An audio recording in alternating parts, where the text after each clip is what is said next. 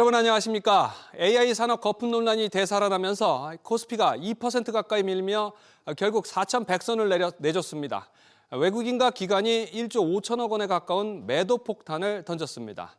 이번 주 잇따라 발표될 미국 경제 지표가 증시 향방을 가를 것으로 예상됩니다. 신다미 기자. 네, 신다입니다. 코스피가 이번 주 첫 거래부터 4,100선이 무너졌군요. 네, 코스피는 지난주 금요일보다 1.84% 내린 4,090.59의 장을 마쳤습니다.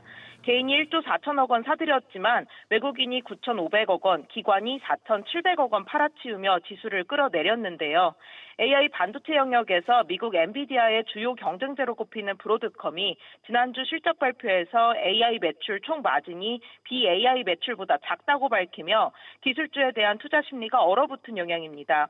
이에 더해 이번 주 미국 비농업 고용 보고서와 소비자 물가 지수 등 발표가 예정돼 있어 투자자들의 관망세는 짙어질 가능성이 높다는 해석인데요. 특히 이번 주 마이크론의 분기 실적 발표가 AI 거품론을 불식시킬 수 있을지 여부가 증시 흐름을 좌우할 전망입니다. 이런 AI 거품론에 반도체주가 직격탄을 맞았죠. 네, 그렇습니다. 삼성전자와 SK하이닉스는 각각 3.67%, 2.98% 내리며 하락 마감했습니다. 호주 방산조선사 오스탈의 지분 인수라는 호재에도 하나 에어로스페이스는 한국거래소에서 투자 경고 종목으로 지정되며 5.52% 급락했는데요. 투자 경고 종목으로 지정되면 미수거래와 신용융자가 막힙니다. 이처럼 시가총액 상위주 대부분은 약세를 보였는데요. 다만 분할 재상장한 삼성바이오로직스는 5거래일 연속 상승하며 4.73% 상승 마감했습니다. 또 고려아연은 미국 현지에 10조 원 넘게 전략 광물 재련소를 건설한다는 소식에 4% 넘게 올랐습니다. 코스닥은 상승과 하락을 오가다 0.16% 오른 938.83의 장을 마쳤습니다. SBS 비즈 신다입니다.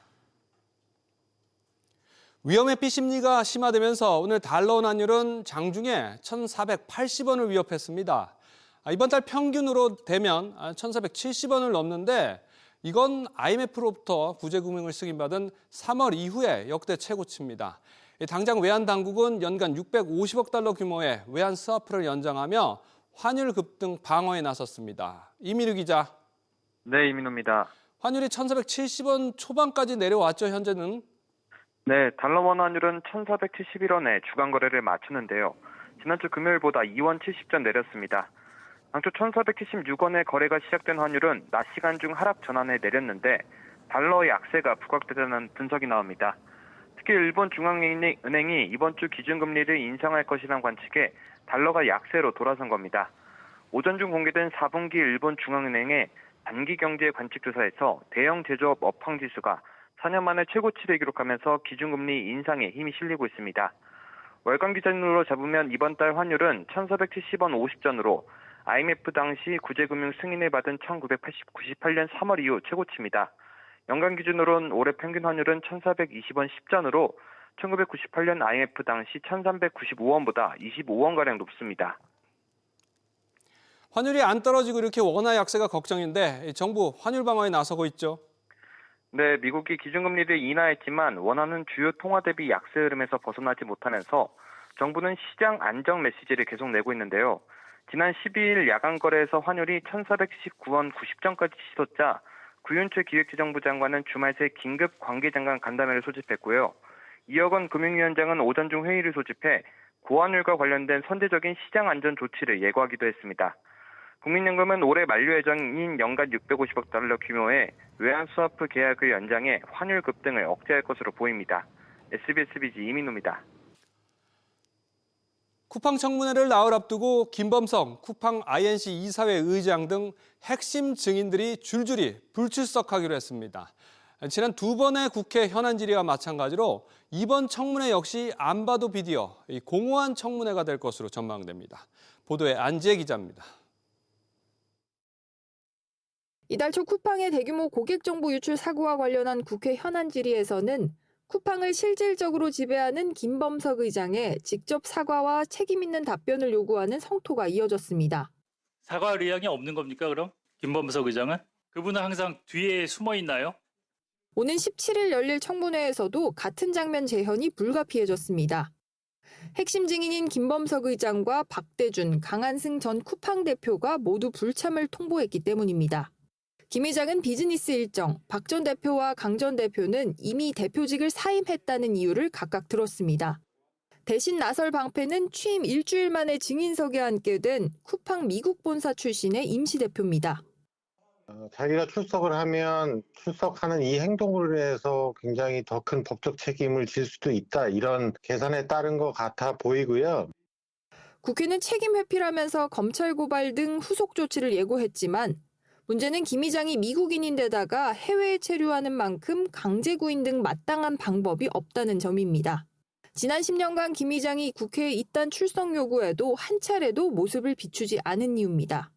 한편 국회 정무위원회 법안심사소위는 오늘 오후 기업의 개인정보 유출 사고와 관련해서 매출 최대 10% 과징금법 법안을 통과시켰습니다.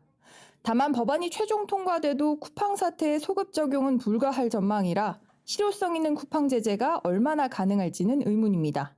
SBS 비즈 안지혜입니다.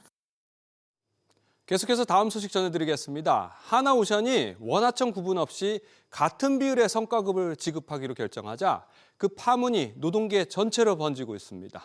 현대차 하청 노동자들도 현대차가 진짜 사장이라면서 직접 교섭을 요구하고 나섰는데요. 이 노란 봉투법을 둘러싼 사용자 해석이 넓어지면서 원청으로 향하는 하청 노조의 요구는 더욱 늘어날 전망입니다. 엄하은 기자의 보도입니다. 현대차 비정규직지회는 지난 12일 진짜 사장인 현대차가 하청 노동자들의 성과급을 올려야 한다고 주장했습니다.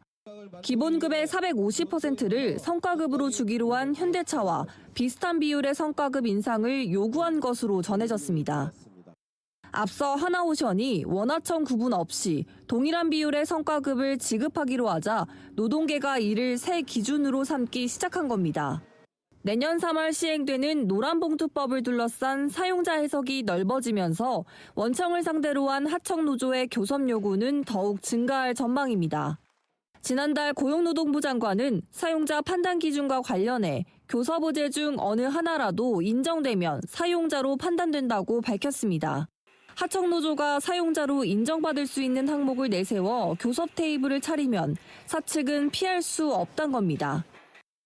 노란봉투법을 제정해달라고 하는 원인이 격차를 줄이기 위한 하나의 이제 교섭 장치를 보장해달라는 취지였기 때문에 하나오션과 같은 선례가 만들어진다면 더욱더 하청 노동자들은 거기에 준해서 노동조건, 임금 등의 격차를 줄이기 위한 그런 요구들이 많이 제시가 될 텐데 협력사 수만 8,500개에 달하는 현대차의 대응에 관심이 쏠린 가운데 노란봉투법 시행을 앞둔 경영계 우려는 커지고 있습니다. SBS 비즈 엄하은입니다. 보신 것처럼 하나오션의 원하청 동일 성과급 결정 이후에 곳곳에서 후폭풍이 일고 있습니다. 이 내용은 유정인 기자와 좀 더 자세히 얘기 나눠보도록 하겠습니다. 자, 유 기자, 일단 HD 현대중공업에서도 이런 결정을 요구가 나왔죠? 그렇습니다. HD현대중공업을 향해서 이런 목소리가 나오고 있는데요. 하나오션의 결정이 공개된 다음 날인 지난 12일 김종훈 울산 동구청장이 HD현대중공업도 같은 정책을 시행하라고 공개 요구했습니다. 김 구청장은 HD현대중공업 경영진의 통큰 결단을 기대한다며 연말 성과급을 원하청 차별 없이 지급해달라고 밝혔습니다. 하나오션은 지난 10월 옛 대우조선해양 시절 하청 노동자를 상대로 제기했던 470억 원대 손해배상 소송을 취하하기도 했습니다. 그전까지는 함부로 소를 취해야 할 경우 배임 소지가 있다며 버텼는데 갑작스럽게 입장을 바꿔 이목을 끌었습니다. 아무리 의리의 하나라고 해도 이렇게 갑자기 하나가 친노동 기조로 바뀐 계기가 있는 겁니까? 네, 일단 하나오션은 표면적으로 생산성을 높이고 숙련공 확보를 하겠다는 걸 이유로 대고 있습니다. 하지만 새 정부 출범 이후 갑자기 입장이 바뀌었다는 점에서 시점이 공교롭습니다. 하나오션은 우리 해군의 한국형 차기 구축함 KDDX 선도함 건조업체 수주전에서 HD현대중공업과 경쟁 중입니다. 결국 대외적인 이유는 상생이지만 정부 코드에 맞춰 점수를 따고 KDDX 사업에서 유리한 고지를 차지하기 위한 게 아니냐는 분석이 나옵니다. 아무래도 이제 친노동 정책인 현 정부와의 어떤 기조를 같이 한다라는 측면으로도 볼 수 있겠고요. 이제 하나의 사업 단위가 이제 방산, 우주 여러 가지 측면에서 정부가 추진하는 사업과 접점이 있다. 마침 이재명 대통령이 이달 초 LCD현대중공업을 겨냥한 듯한 발언도 내놨는데 직접 들어보시죠. 군사기밀 빼돌려가지고 처벌받았는 데다가 뭐 수의계약을 주느니 뭐 이상한 소리나 하고 그러고 있던데 그런 거 잘 체크하십시오. 예. 하나의 이런 기조 변경, 비단 KWDX 사업만 걸려 있는 건 아니죠? 그렇습니다. 한미 관세안보 팩트시트를 통해 건조가 공식화된 핵추진 잠수함이 있습니다. 다만 언제 어디서 누구 주도로 만들지에 대해서는 팩트시트에 담긴 게 없어 추가 논의가 필요한 상황입니다. 도널드 트럼프 미국 대통령은 한화 필리조선소를 콕 집어 언급했지만 우리 정부는 국내 건조를 추진 중이죠. 필리조선소를 활용하려면 한화오션 입장에서는 한미 병행 건조 방식이 절실하고요. 이를 설득하기 위해서도 정부로부터 점수를 따는 게 전략적으로 필요한 상황입니다. 네, 류 기자 잘 들었습니다. 지난 주말 가상금리에 이 비용을 전가하는 걸 금지하는 관련법이 통과됐습니다. 이에 따라 내년부터는 이 가상금리를 은행 재량껏 올렸다 또 내렸다 하는 이른바 고무줄 금리가 불가능해집니다. 그럼 과연 대출 이자는 얼마나 싸질지 오수영 기자가 짚어봤습니다. 은행 대출 금리가 이르면 내년 6월부터 낮아지면서 변동폭도 줄어듭니다. 은행들이 가상금리에 예금보험료와 교육세, 서민금융진흥원 출연금 등 비용을 반영하지 못하게 법에 명시돼섭니다. 시정도가 낮은 사람은 뭐 가상금리를 높인다든지 이런 것만 포함시키고 나머지 제반 비용을 포함시키지 않도록 하는 개정인데 은행이 예대 마진을 통해서 이익을 많이 내고 있는 상황에서 바람직하지 않습니다. 금융당국은 은행 대출금리가 최소 0.15%포인트에서 최대 0.3%포인트까지 내려갈 것으로 추산합니다. 은행 대출금리는 기준이 되는 지표금리에 가산금리를 더한 뒤 우대금리를 빼서 결정되는데 지표금리는 한국은행 기준금리나 금융채, 코픽스 등 금리를 토대로 정해져서 은행의 개입 여지가 적습니다. 하지만 가상금리는 인건비, 부실 위험, 세금, 목표 이익 등을 반영해 은행이 사실상 재량으로 정해왔는데 여기에 제동을 거는 겁니다. 다만 부작용이 나타날 수 있다는 의견도 있습니다. 일단 대출금리를 내려갈 수밖에 없는 것 같고 은행들이 결국 예금금리를 덜 줄 수밖에 없을 거예요. 예금에는 줬던 우대금리 이런 것들 다 없애버리겠죠. 대출금리가 체감할 만큼 낮아질지도 미지수라는 지적도 나옵니다. 기금에 출연하는 금액과 교육세 등을 합쳐도 대출 총액에서 차지하는 비중은 그렇게 크지가 않습니다. 따라서 금리에 영향을 줄 수 있는 부분들이 그렇게 크진 않아요. 또한 법 시행 이후 4대 은행의 손실이 매년 2조 원 이상으로 추산되는 가운데 금융주 하락 등 소비자의 간접적인 불이익 우려도 제기됩니다. SBS 비즈 오수영입니다.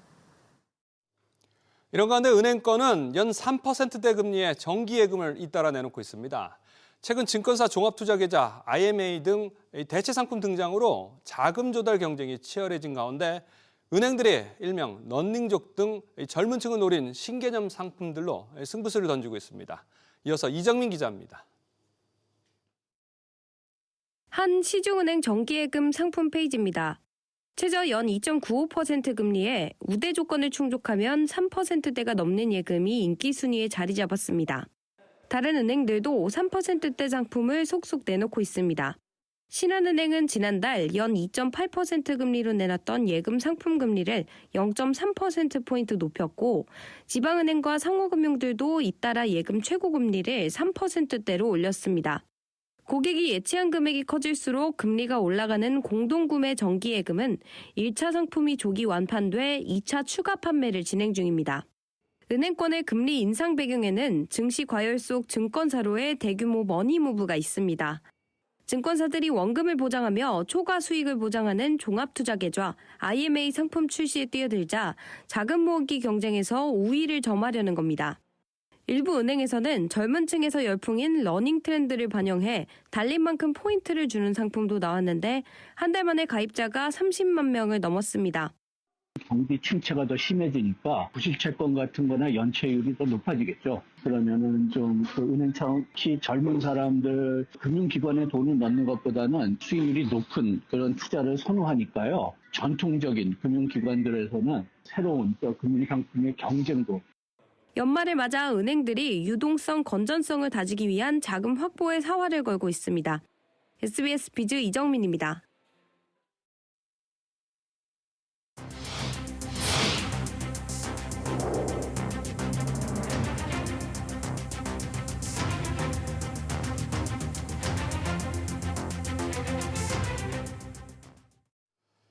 정부 자산 헐값 매각, 또 졸속 민영화 논란이 반복적으로 일어나자 정부가 대책을 마련했습니다.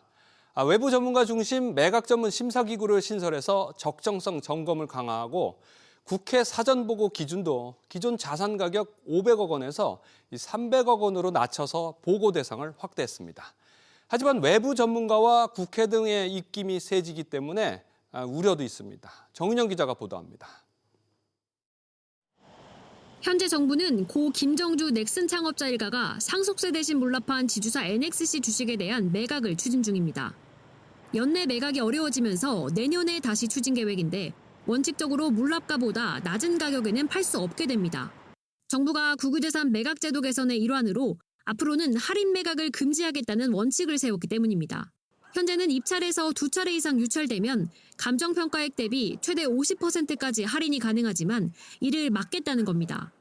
만약 가격을 낮춰야 하는 상황이 오면 사전에 국유재산 정책심의위원회 의결 등을 거쳐야 합니다.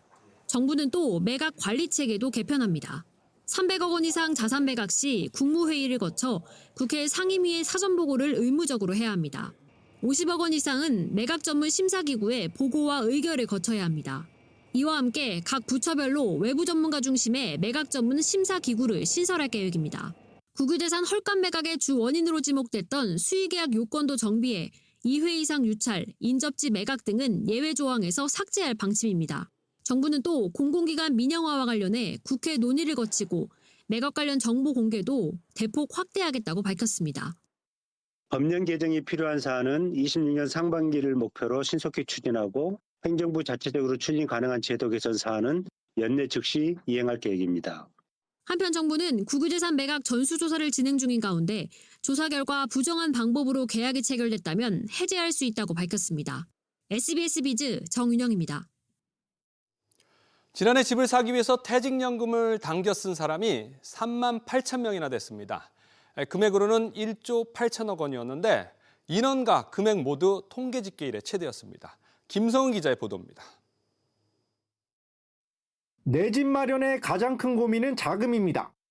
대출도 받기도 어렵기도 하고 요새 또 규제도 또 심하다 보니까 밑자금을 좀 모으고 좀 해야 되지 않을까 싶습니다.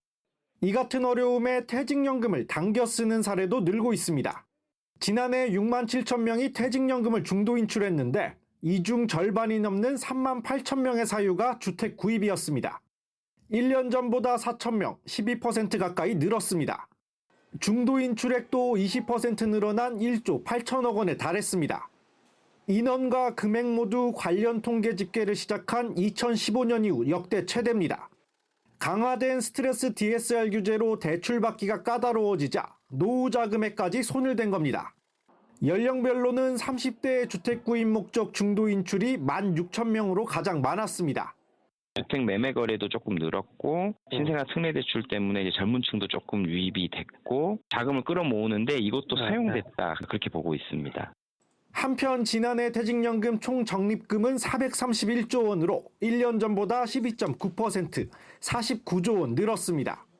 유형별로는 회사가 퇴직금을 굴리다가 지급하는 확정급여형 DB가 전체의 절반을 차지해 최대 수준을 보였습니다. 운용 방식에서는 안정성에 초점을 둔 원리금 보장형이 74.6%로 가장 높은 비중을 차지했습니다. 다만 원리금 보장형은 1년 전보다 6%포인트 가까이 줄어든 반면에 보다 공격적인 투자로 수익성을 추구하는 실적 배당형은 5%포인트가량 늘었습니다. SBS 비즈 김성훈입니다. 인공지능 챗 GPT의 인기가 높아지는 가운데 이를 악용해서 AI가 만든 가짜 가상의 전문가들이 기승을 부리고 있습니다. 정교한 디자인으로 소비자들을 현혹하고 있어서 각별한 주의가 필요한데 그래서 정부가 이런 허위, 과장 광고에 인한 피해에 대해서 최대 5배 손해배상을 물리기로 했습니다. 우영준 기자의 보도입니다. 동양인 전용 위고비라고 별명까지 있을 정도로 효과는 위고비보다 훨씬 좋은데 부작용이 없어요. SNS상에서 흔히 볼 수 있는 한 다이어트 약 광고입니다. 전문가처럼 말하고 있지만 알고 보니 AI 가상인물입니다. 식품의약품안전처는 이처럼 AI로 만들어낸 가짜 전문가 광고업체 12곳을 적발했는데 이런 광고로 벌어들인 매출이 84억 원에 달했습니다. 일반 식품을 피부나 전립선 질환 등의 효능이 있는 의약품처럼 광고해 수십억 매출을 올린 업체들도 적발됐습니다. 뽀얀 애기 피부 갖고 있는 아줌마들 있죠? 100명 만나면 99명은 피토케미컬 먹고 있어요. 정부는 갈수록 교묘한 방법으로 소비자들을 현혹시키는 허위 조작 광고에 대해 소비자 피해액의 최대 5배까지 물리는 징벌적 손해배상제 도입을 추진합니다.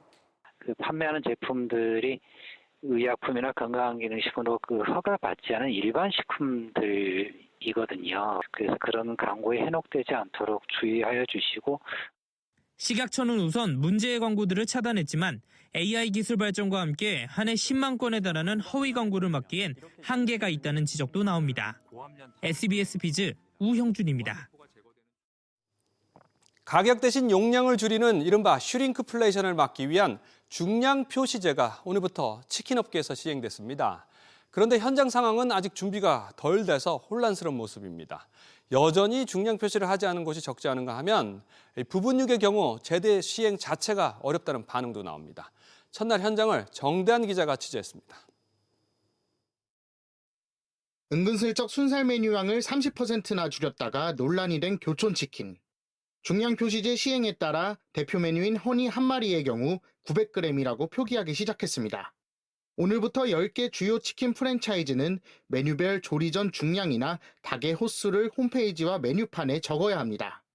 그러나 시행 첫날 중량 표기 여부를 살펴봤더니 10곳 가운데 7곳만 중량을 적었고 내내 치킨과 페리카나는 표기하지 않았습니다.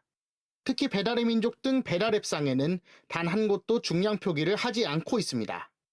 다리나 날개 등 소비자 수요가 늘고 있는 부분육 메뉴는 일정한 중량을 매기기 어렵다는 이유로 날개 5개씩으로 개수만 표시하고 있습니다.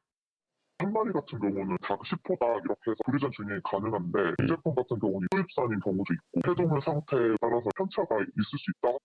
다만 정부가 내년 6월까지 계도 기간을 두긴 했지만 정작 소비자들이 궁금해하는 가격 변동이나 중량 감소 등의 표기 의무화는 제도에서 빠져 있다는 지적이 나옵니다. 실질적인 가격 인상분에 대한 부분들을 소비자가 인지하도록 하게 만드는 것들이 요인일 텐데 정보를 공개했다고 해서 소비자가 선택에 반영할 수 있는 여지가 있을까? 중량 표시제가 첫날부터 시행착오를 겪으면서 소비자 기만을 방지할 보다 현실적인 대책이 필요하다는 목소리도 나옵니다. SBS 비즈 정대한입니다. 앞으로 배달 라이더의 오토바이 보험료가 10만 원가량 낮아집니다. 현재 배달용 오토바이 보험료는 출퇴근이나 레저 목적으로 타는 보험료의 약 6배 정도인데요. 금융당국이 이륜차 보험제도를 손질해서 보험료를 낮추고 가입 대상도 확대하기로 했습니다. 윤재 기자, 그러니까 이 생계형과 청년층 배달 라이더의 보험료 부담이 완화된다는 거죠? 네, 금융감독원은 오늘 이륜차 보험 요율 체계 합리화를 추진한다고 밝혔습니다. 현재 배달용, 즉 유상 운송용 이륜차의 한 대당 평균 보험료는 연간 103만 1,000원으로 출퇴근이나 레저 목적으로 타는 가정용 보험료 17만 9천 원에 6배 가까이 됩니다. 금감원은 보험사들이 유상 운송용 자기 신체 사고 보험료를 20에서 30% 인하를 검토 중인데 이 경우 전체 보험료는 최대 10만 원가량 내려갈 수 있습니다. 또 그동안 이륜차 보험은 자동차 보험과 달리 타던 오토바이를 폐차하고 새 오토바이로 교체해 보험을 새로 가입하면 과거에 무사고 운전 경력을 인정받지 못했지만 앞으로는 승계가 가능합니다. 이 밖에 20대 초반의 청년에 대한 가입 범위도 확대하죠? 네, 배달 라이더들은 보험료 부담 등으로 인해 보장 범위가 넓은 종합보험 대신 의무보험 위주로 가입합니다. 시간제 보험은 배달한 시간만큼만 보험료를 내는 상품으로 연단위 보험료가 부담스러운 이들을 위해 도입됐습니다. 이전까지 가입 연령이 만 24세 이상으로 제한된 상황이었는데 앞으로는 만 21세 이상으로 확대합니다. 이와 함께 금감원은 장기적으로 이륜차에도 자동차처럼 사고 다발자에게 보험료를 더 물리는 할증 등급제도 도입을 검토한다고 밝혔습니다. SBS 비즈 인재입니다.